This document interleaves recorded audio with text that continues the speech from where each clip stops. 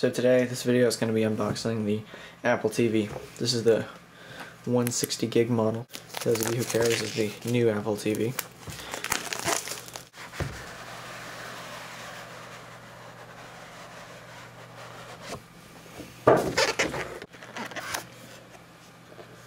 So basically, got the old Apple remote.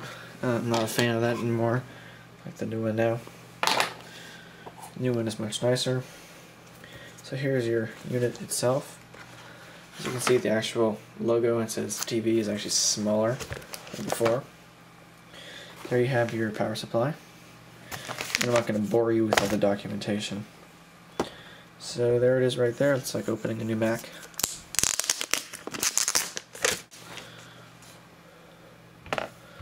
So there you have it. Size comparison against the iPhone.